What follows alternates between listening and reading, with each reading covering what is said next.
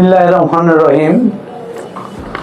বাংলাদেশ সরকারি কর্মচারী দাবি আদায় পরিষদ কর্তৃক পূর্বের নির্ধারিত সময়ে সংবাদ সম্মেলনের মাধ্যমে কর্মসূচি ঘোষণা। উক্ত মিটিংয়ে উপস্থিত আছেন আমাদের দাবি আদায় ঐক্য পরিষদের সম্মানিত সমন্বয়ক বিন্দু, সম্মানিত বেসিক সংগঠনের নেতৃবৃন্দ, প্রিন্ট মিডিয়া, ইলেকট্রনিক মিডিয়ার সম্মানিত কর্মকর্তাবৃন্দ, আইন শৃঙ্খলা রক্ষাকারী বাহিনীর সম্মানিত কর্মকর্তাবৃন্দ, আসসালামু আলাইকুম রহমতুল্লাহ। আমরা প্রজাতন্ত্রের কর্মচারী, দীর্ঘ বছর যাবৎ আমাদের ন্যায্য অধিকার নবম পে স্কেল প্রাপ্তির জন্য বিগত সরকারের সময় বিভিন্ন কর্মসূচির মাধ্যমে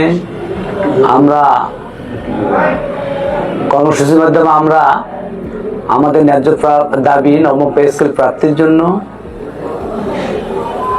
তৎকালীন সরকারকে গোচরীভূত করেছি, তাদের কাছে আবেদন নিবেদন করেছি।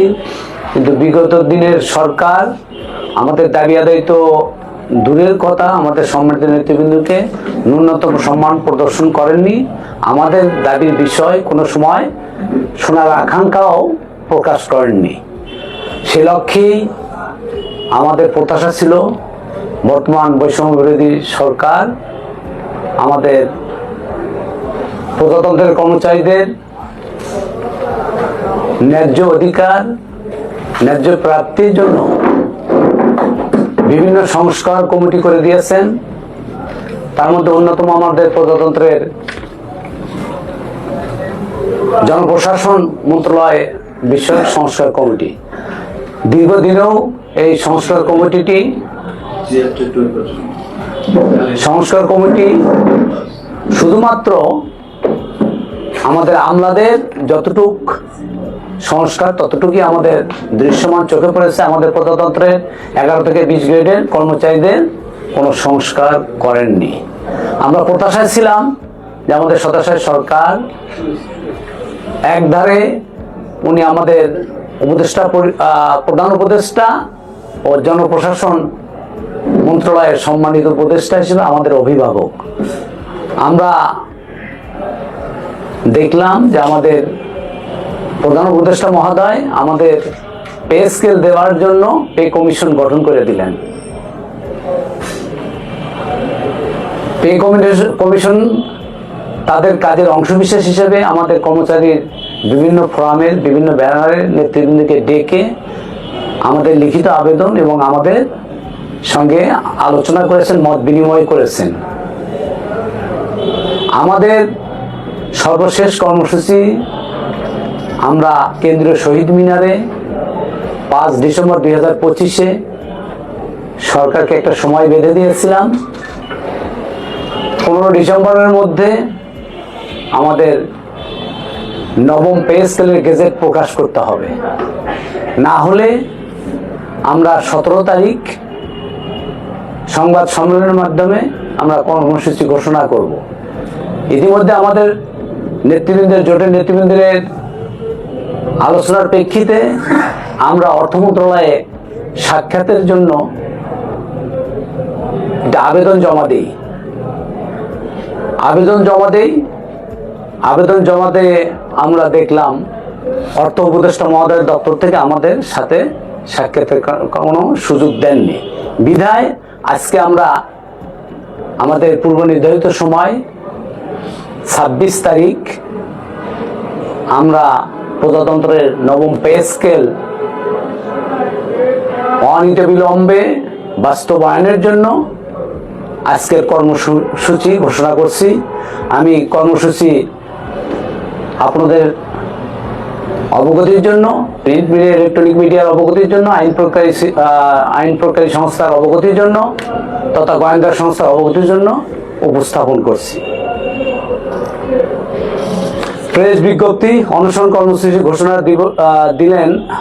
এটা কি পুরোটা বলবো না? ওকে, নিশ্চয়। আমরা দাবি আদায় ঐক্য পরিষদের নেতৃবৃন্দ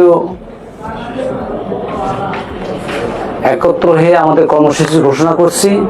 আগামী 2 জানুয়ারি 2026 রোজ শুক্রবার প্রেস ক্লাব সহ জাতীয় প্রেস ক্লাব সহ 64 জেলা প্রেস ক্লাবের সামনে কর্মচারীদের অংশগ্রহণে সকাল 9:30 ঘটিকা থেকে দুপুর 12:30 ঘটিকা পর্যন্ত প্রতীকী অনশন কর্মসূচি ঘোষণা করছি।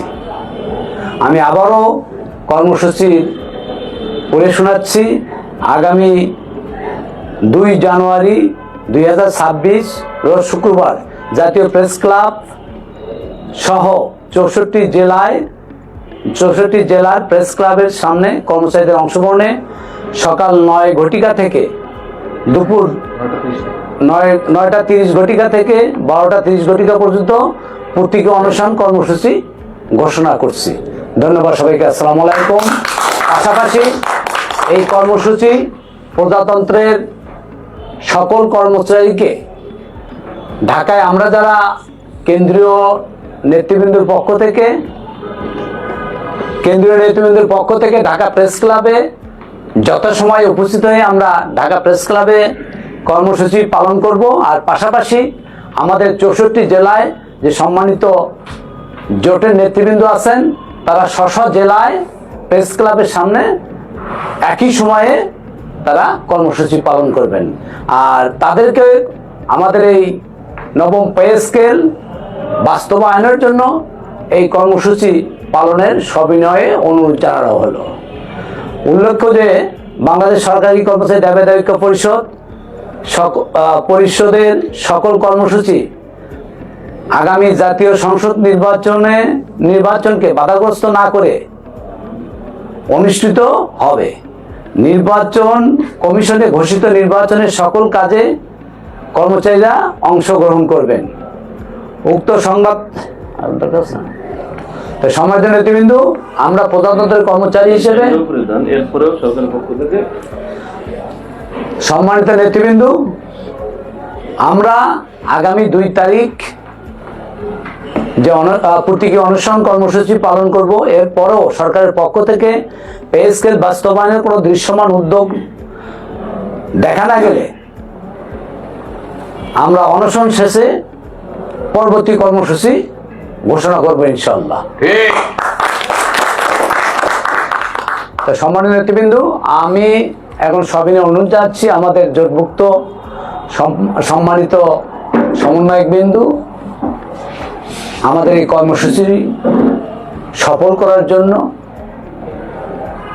সফল কর্মসূচি বাস্তবায়নের জন্য বক্তব্য রাখবেন। এই পর্যায়ে বক্তব্য রাখার জন্য সবিনয় অনুরোধ জানাচ্ছি আমাদের জোটের সমন্বয় পরিষদের সম্মানিত সাধারণ সম্পাদক ও সমন্বয়ক জনাব বেলাল হোসেনকে, আর মিটিং পরিচালনার জন্য জনাব মাহমুদকে সবিনয় অনুরোধ জানাচ্ছি।